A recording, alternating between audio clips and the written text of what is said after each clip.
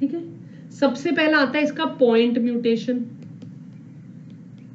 Point mutation होता है आपका SCA, सबको पता होना चाहिए, sickle cell anemia, glutamic acid is replaced by valine.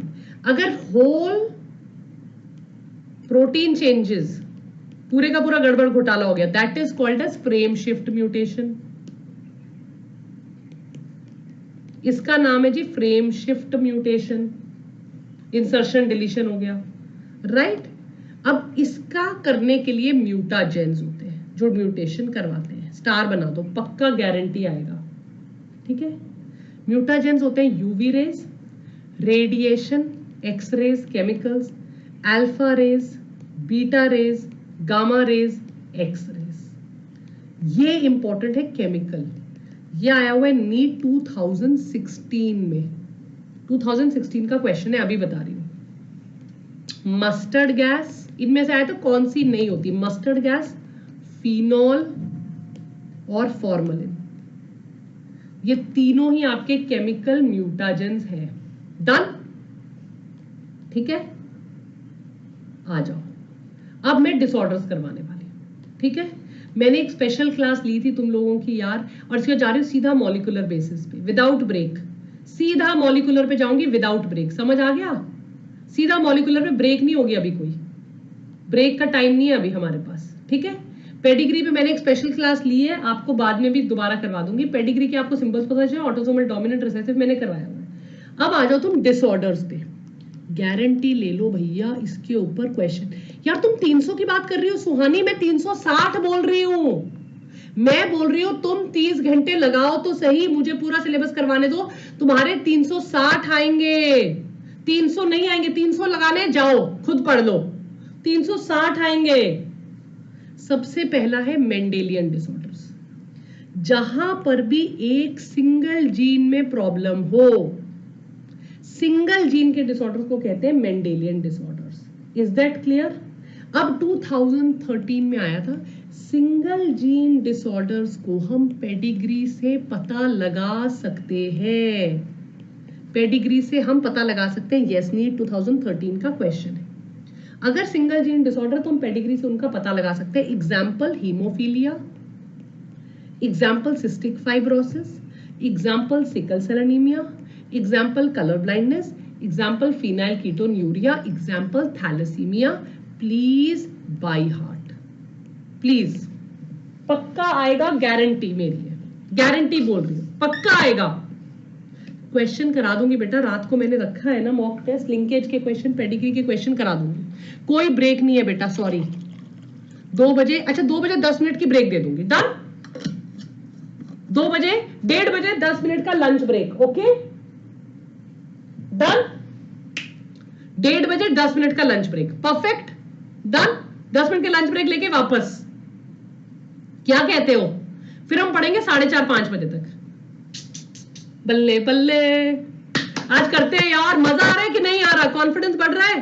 Haemophilia, colour blindness, sickle cell anaemia, cystic fibrosis, phenylketonuria, thalassaemia. Haemophilia, cystic fibrosis, sickle cell anaemia, colour blindness, phenylketonuria, thalassaemia. Done. ये सब क्या है आपके Mendelian disorders. चलो एक एक करके इनके इंपॉर्टेंट पॉइंट्स लिखो। सबसे पहले आ गया जी हीमोफीलिया, 20 पेजेस हो गए, 20 पेजेस सारे टेलीग्राम पे डाल दूंगी, 30,000 पेज, 100 पेज डाल दूंगी। हीमोफीलिया बेटा, सबसे पहले सेक्स लिंक्ड रिसेसिव, SLR लिखो, चलो रिसेसिव है, नॉन स्टॉप ब्लीडिंग करेगा। फीमेल अगर कैरियर होगी तो कैरियर फीमेल से सन्स को जाएगा। फीमेल का सफर होना बहुत ज्यादा रेयर है, नहीं करती फीमेल सफर। इसको रॉयल डिजीज कहते हैं क्योंकि क्वीन विक्टोरिया को ये बीमारी थी। 2015 2017 बैक टू बैक क्वेश्चन आया है। हीमोफीलिया बी को क्रिसमस डिजीज कहते हैं, 2019 का MCQ है। अंडरस्टूड, क्रॉस करा दूंगी। Haemophilia is because of factor 8 की डेफिशिएंसी। जिसमें ब्लीडिंग होती रहती है। समझ आ गया? आगे बढ़ते हैं। Colour blindness. कलर ब्लाइंडनेस एक एक्स लिंक्ड रिसेसिव डिसऑर्डर है। अंडरस्टूड? रेड और ग्रीन के कलर में डिफरेंस पता नहीं चलता है। ये भी एक्स क्रोमोसोम में जीन होती है।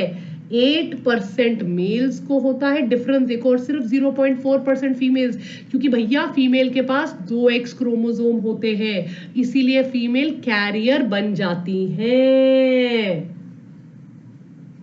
अगर फीमेल कैरी कर रही है तो 50% सन जो है वो कलर ब्लाइंड हो सकते हैं। आप क्रॉस करके देख लो, डॉटर में होने का चांस कम है। अब एक बड़े अच्छे क्वेश्चन पे आ जाओ, गारंटी तुमने देखा होगा, तुम कंफ्यूज हो गए, वानी मैम का तुमसे कसम से प्रॉब्लम।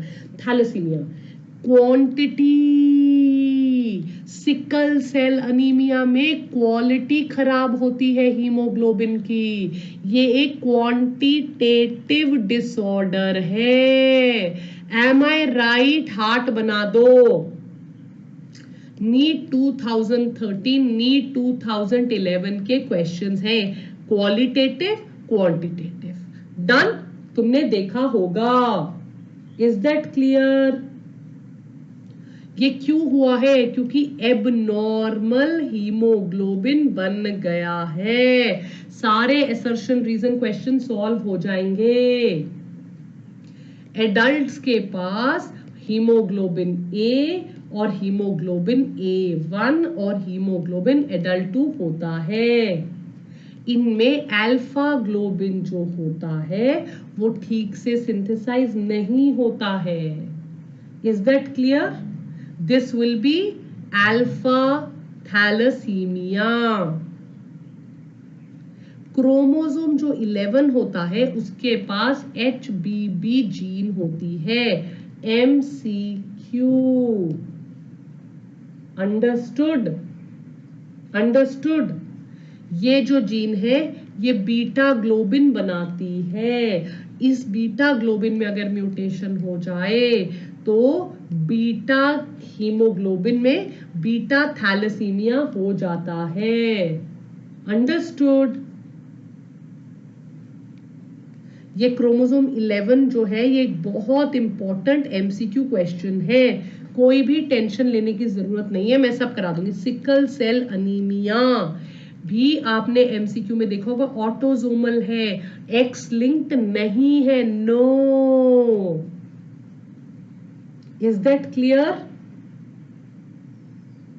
अगर किसी को HbA हो, कॉपी करो, बहुत इंपॉर्टेंट बता रही हूं, तो ये आदमी नॉर्मल कहलाता है। अगर किसी को HbA और HbS हो, ये इसको ट्रेट कहते हैं। और अगर किसी को HbS और HbS हो, इसे हम रिसेसिव कहते हैं। Is that clear? ये सफर करता है। वेरी वेरी इंपॉर्टेंट जो मैंने ये 3 चीजें लिखी है, MCQ NEET 2011 question, MCQ NEET 2019 question.